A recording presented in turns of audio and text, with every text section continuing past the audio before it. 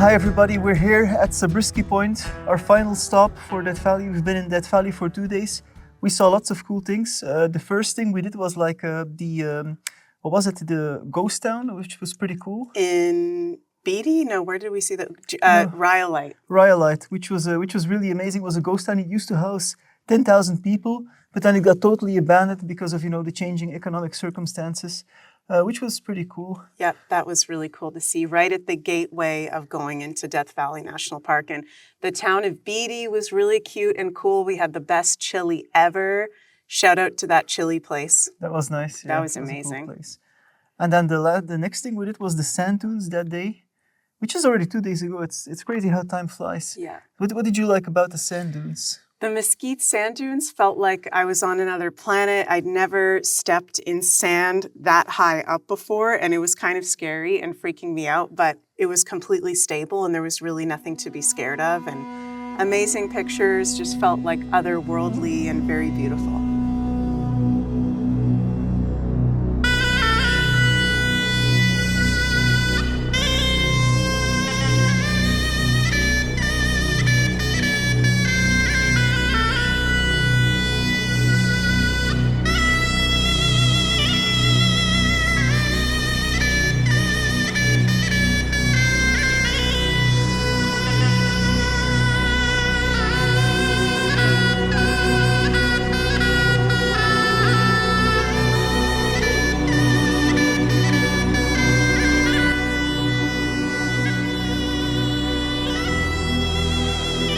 If you're here, it really pays off to do the Mesquite sand dunes and to really not, stay at the parking lot, but really go into the dunes. Like we were hiked up to the highest dune, which was totally amazing. You can see actually the highest dune, and it looks far, but it's about 30-minute hike, and it's really worth it. It's very heavy because you have to really get up in the dunes on the sand, but on the way back it's a lot easier. They're much bigger than you think, those dunes. I just love that setting, that serenity. There's just absolute beauty, the peace you find there in the desert. It's absolutely something I love and adore. There's like, it brings you into the moment, I feel. So that was really, really nice. And then we did a little bit of the canyon that was really close by. So Mosaic Canyon, which was a cool hike. We didn't do the whole trail at Mosaic Canyon. We just kind of walked up until that really cool part where you're in between the canyons really close. That was cool.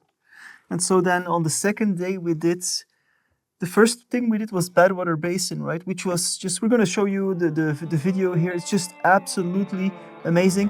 I'm also going to tell a little story, which I'm going to play for you now. We are here in Death Valley.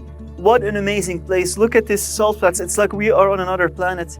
And we're here in the winter. It's 22 degrees, a very nice temperature. But in the summer, it's very dangerous here. It can go up to like 50 degrees, and the highest temperature ever recorded on Earth was here. I think it was 57 degrees in 1913 or something. Absolutely crazy. It's like we are on another planet. And how dangerous this place is, I want to illustrate is by a story we've heard listening to a podcast when we were driving up here about a German tourist in 1997 who came to Death Valley with his family. He rented a van.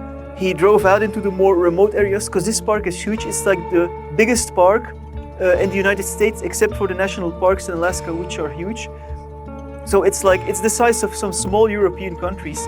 And so he ventured out with his family in a van on roads that you only can drive with a 4x4. So he was really not equipped. Maybe he couldn't understand the signs because he was German. There was a language barrier.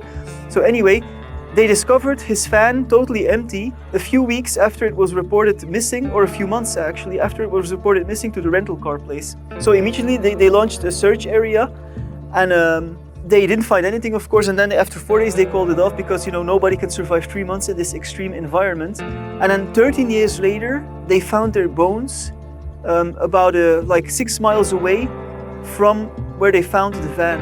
So they ventured out probably in the heat, having not a lot of water, and after like 13 miles of walking, they just died. It's a horrible story, but it shows you the dangers of this place. You cannot, in the summer, you cannot go out here with liters of water because you're transpiring so much. This is a real, and each year people have heat strokes here, and there's been multiple deaths here. So this is a very extreme place, but right now we're here. It's very, very beautiful, very, very nice. And anyway, we're going to continue on with our adventures. So what did you think of Badwater? unbelievable. It's like one of the lowest places on Earth, right? And you're on salt. It's just all salt. You're for miles and miles and miles. And I thought it was really, really beautiful.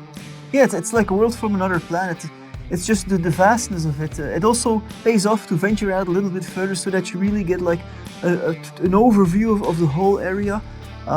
It's just totally amazing. And sometimes this area floods, which really surprised me. You can see it as you walk off of the parking. There's even a little bit of water there. And a place like this, as crazy as this, because this can get up, you know, on the salt flats, it can get up to like 50 degrees Celsius. I can't imagine being here in the summer. If you're planning a trip to Death Valley, I highly recommend coming in the winter time. I can't imagine. It's already hot. We're here and it's already hot. We're here hot. in the winter and it's 10 o'clock in the morning and I'm already, you know, sweating. We're sweating over here. Okay, so then the next thing we did, which is actually I recommend to do if you're staying like in one of the hotels in the Oasis in Death Valley, is to drive to Badwater first, and then on the way back you can visit there's all little kinds of stops you can do. We did, what was the first stop we did on the way back? Golden Canyon?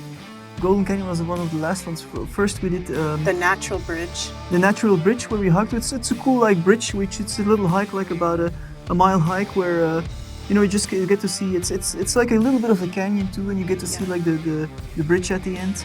And then the next one was the Artist's Drive, which is also really cool. That was really cool. Which is just, you know, you go off the main road and then you have like a 6-mile drive up in the mountains, you know, very cool, very narrow. It's only one way with good reason, and you know, your vehicle can't be too long or you would get stuck in between the rocks. That was pretty cool. And then we did Golden Canyon. It was also quite a nice hike, also like very canyony. And I have to say it's different here than like in other national parks. Like we've been to Utah and Arizona, it's a lot of red rocks, but here it's different. It's like they say, it's golden, right? It's like everything, as you see behind me, like it has like a little bit of a golden color or a brown color, some of these rocks There's no red rocks here. So what was the last thing we did then? Zabriskie Point. Zabriskie Point, so we're here in Zabriskie Point. An absolutely beautiful view, really worth it. And you can actually, for those who are interested in hiking, we didn't have the time, but you actually can hike from Golden Canyon up to Zabriskie Point and back, or vice versa, which is, you know... It's a long hike. It's like about 10 miles, so it's really a day to half a day you can do that. Now there's so much to see in that valley. I think we'll be back here, because we like to go into Las Vegas every once in a while, and you know, it's close to Las Vegas. There's so many things we didn't do, like the crater. There's more remote areas you can do. I mean, we'll definitely be back here and explore that valley further. Yeah, and I didn't know that this was the 4th largest national park in the US. So this is freaking huge. Always make sure your car is filled up with gas, full when you're able to, and drink lots and lots of water because you need it. Yeah, there's warning signs everywhere with good reason, because people, you know, lots of people have died here and get heat stroke. So yeah, it's you got to come prepared, but especially when you go like in the more warmer months. Yeah. Anyway, any closing remarks about this place and about our trip? I love it, and I'm very happy we're here, and I'm happy we came here this time of year because it's hot already, and it's February. It's nice. I love it. As a Belgian, with the bad weather in Belgium, you know, give it to me. Yeah. All right. So thank you everybody for watching, and we'll see you on a next travel video for Meganians. Bye.